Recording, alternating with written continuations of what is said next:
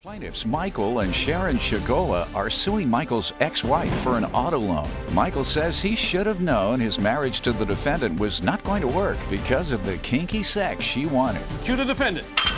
However, defendant Diane Berthold claims Michael was a willing participant in the threesome she set up. Diane says Michael's a compulsive liar who told Diane he had 2 children, but she later discovered Michael was a virgin. Okay, everybody, here we go. Judge is on the move. Cue the bailiff. All rise. The Honorable Judge Jeanine Pirro presiding. Hello, Keith. Hello, Judge. Please be seated. The plaintiffs are suing Michael's ex-wife for an auto loan. Is that correct? That is correct. Go ahead. So back in 1997, Diane and I were roommates. We ended up dating, fell in love. Your Honor, first of all, it was 1996. It wasn't 1997. Okay. I'm speechless. Did that matter? Go ahead, Michael. So anyhow, even persevering past things like that, we did manage to get married somehow. Hindsight from all that says I should have noticed some signs early on that things weren't quite right. There was a lot of oddities. We ended up engaging in a threesome before we got married. That was kind of an awkward thing. I know it's every guy's dream, right? It's supposed to be, not mine. How many times did you engage in these threesomes? I believe it was 3. 3 times the threesomes? Yes, you know, it was kind of set up. I was set up on those. I don't know for sure, but I'd always felt like I was. That is not true. That is not true. It's not true? No, he was absolutely part of the catalyst for that happening. Give me a break. Yeah, I come home and find her and some other girl drunk, and next thing you know, we're all 3 in bed. And Yeah, but it wouldn't be 3 if you didn't join them. Right. Yes? No? Right. Oh, exactly. But I felt like they were planning it out before I got there. Yes. And I have to say, Your Honor, he's a compulsive liar. He, early on in the relationship, lied to me about so many ridiculous things.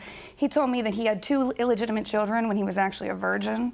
He lied to me that... Do you have 2 children? No. You don't? I have 2 children now. Did you have 2 children before? No. Lying really is signing a contract and then not fulfilling it. That's my idea of lying. That's a real lie. That's a real life lie. Okay. Oh, okay. So are you admitting that he might have said this? Were you a virgin when you met her? No, I was not. Okay. All right. Now back to the threesomes. So you have a threesome 3 times. Yes. And how did you feel about that? The first time I was, like I said, I felt, I was really uncomfortable. I felt like I had been set up. I actually remember being... how about the second time? Second time, they had kind of eased me into it. They both had a conversation with me afterwards saying that, no, this wasn't planned, and, you know, we weren't setting you up for this and everything. So I was like, okay, I'll go with it. And so the second time, you know... So you went with it. Third time? It was very awkward, and so it was it. It was so awkward, that whole situation. You took both of us to Disney World for a week so that you could continue on with that. She went to Disney World? Is this a honeymoon? No, this was before we got married. Oh. Yeah, and I didn't pay for her to go.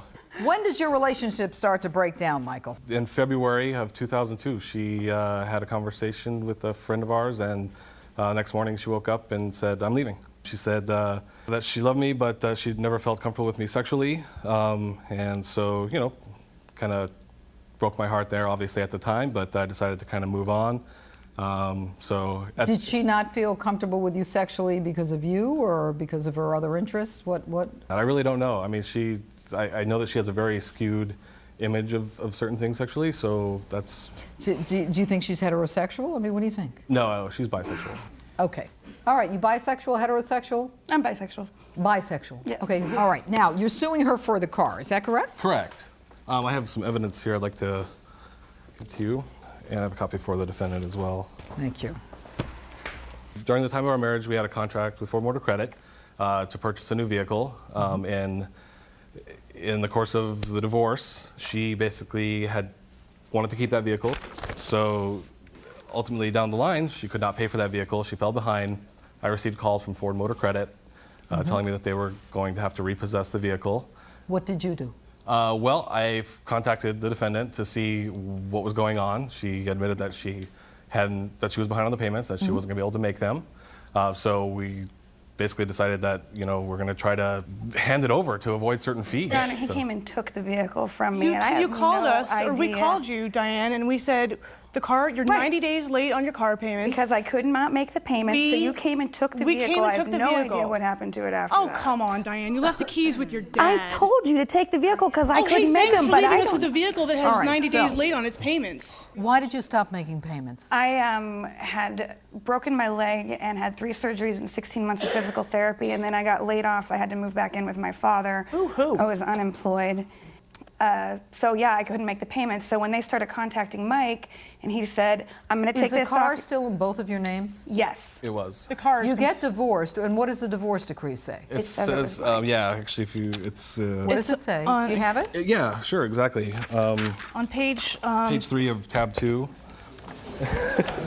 It says, Diane will keep the 1999 Honda CR-V, blah, blah, blah, and will continue to make the payments. All right, now, Diane, talk to me. What happened with your relationship with Michael? What? Okay, I just want to start off with saying the best part of my relationship with Michael was definitely our honeymoon. Was your honeymoon? Yeah, at Disney World. That was the best part of our relationship. It was strange from the start. We had known each other for several years. In 1996, I had a tragedy befall me. My mother passed away, and 2 weeks later, my best friend passed away, and I was only 18 years old at the time. He came in and took care of me. He built me back up. He was really good to me, and because of everything he did for me, I sort of felt obligated, is what ended up To happening. marry him? Obligated to get married? To start dating him. That's lame. I was very young. It was a mistake. You know, I was never physically attracted to him. We had problems in our sex life around 2002. What year do you marry him? Year 2000. Okay, and when you married him in the year 2000, you go to Disney World on the honeymoon. Yeah. Right? Yeah. It's just you and Michael. Yes. No one else is joining you. No. You know, it seems to me you married Mickey when you should have married Minnie, Yeah. based on what you said.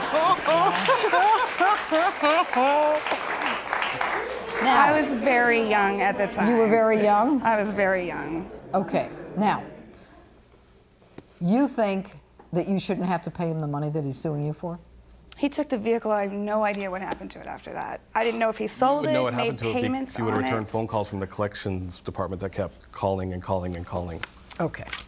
All right. Anything else you want to say? Your Honor, there was an attorney for the lender who we have been dealing with since 2005.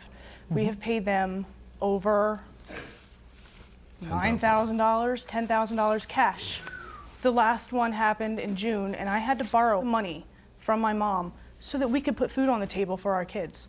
This is a saga that has been going on and on and on, and she never took responsibility for it.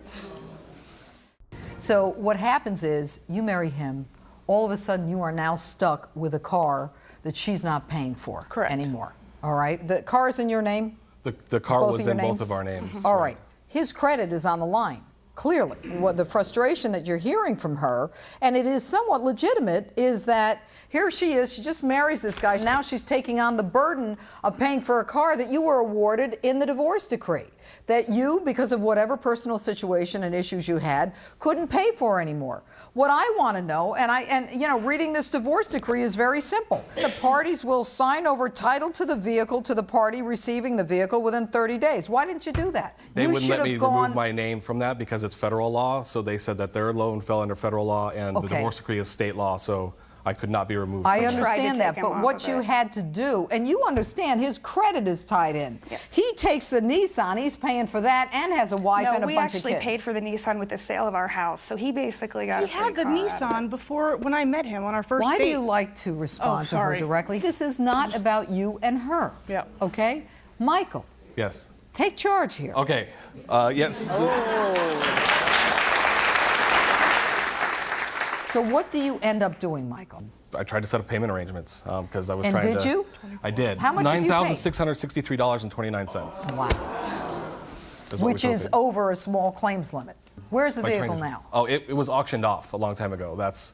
Okay, it- and you're so out of after- pocket how much? Out of pocket $10,449.32. All right. The claim by the plaintiff is whether or not the defendant is liable for basically breach of contract, although, you know, this is something that was made clear in the divorce decree as to who would own the vehicle. The unfortunate part of this is that the divorce court did not take into consideration the fact that even though she's awarded the car, that he was still on the debt and liable for the car.